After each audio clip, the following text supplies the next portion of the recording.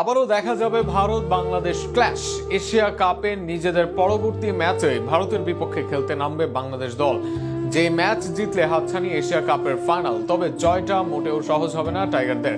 অন্তত 5টি বড় পরীক্ষা দিতে হবে টাইগারদের। কি কি সেই পরীক্ষা তা নিয়ে থাকছে প্রতিবেদন। পাকিস্তানকে পিটিয়ে ছাতু বানানো অভিষেক শর্মাকে গাইড করেন যুবরাজ সিং। বাংলাদেশের বিপক্ষে মাঠে নামার আগে দিয়ে রাখলেন কড়া বার্তা, সেই সাথে বুঝিয়ে দিলেন এই তারকাই যে ভারতের অন্যতম ত্রাতা।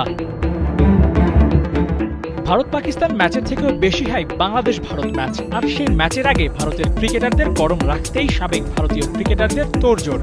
যে করেই হোক টাইগারদের বিপক্ষে হারা যাবে না। তাই তো যুবরাজ সিং বলেই দিলেন, থামবি না, ছক্কা মারতে থাক। ভারতের ব্যাটিং ইউনিটের অর্ধেক শক্তি যেন অভিষেকের ব্যাটে। পাকিস্তানের বিপক্ষে 39 বলে 74 রানের ইনিংস খেলে আরও একবার তা প্রমাণ করেছেন। এবার সেই দৃশ্য আরও একবার মঞ্চায়ন করতে চায় ভারত।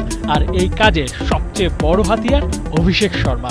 নিজেকে আপ টু আপডেট রাখতে ছুটে যান যুবরাজ সিং এর কাছে। তার থেকেই দীক্ষা নেন কিভাবে কথায় কথায় 6-4 হাঁকানো যায়। 6 ছক্কা হাঁকানো যুবরাজও তার অভিজ্ঞতার ঝাঁপি খুলে দেন অভিষেক শর্মার সামনে। যুবরাজ সিং এর সাথে অভিষেকের সম্পর্ক কেমন, এ নিয়ে মুখ খুলেছেন খোদ অভিষেকের বাবা কুমার শর্মা। যুবরাজ অভিষেকের খেলার উন্নতিতে বড় ভূমিকা পালন করেছিলেন। যুবরাজ তার গুরু এবং তিনি সর্বদা অভিষেকের সাথে তার অভিজ্ঞতা ভাগ করে নেন। একজন খেলোয়াড় যিনি একা ভারতকে 2টি বিশ্বকাপ জিতিয়েছেন, তিনি যদি তার অধীনে থাকা কোনো খেলোয়াড়কে শিক্ষা দেন, তাহলে তিনি স্বাভাবিকভাবেই একজন শীর্ষ স্তরের ক্রিকেটার হয়ে উঠবেন। বাংলাদেশের বিপক্ষে এই অভিষেকই হুমকি হয়ে উঠতে পারেন। চলমান টুর্নামেন্টের সর্বোচ্চ রান সংগ্রাহক এই ব্যাটার 4 ইনিংসে 173 রান করেছেন 200-র বেশি স্ট্রাইক রেটে। তবে এই ব্যাটারকে থামাতে পারলে বাংলাদেশের জন্য অর্ধেক কাজ হয়ে যাবে।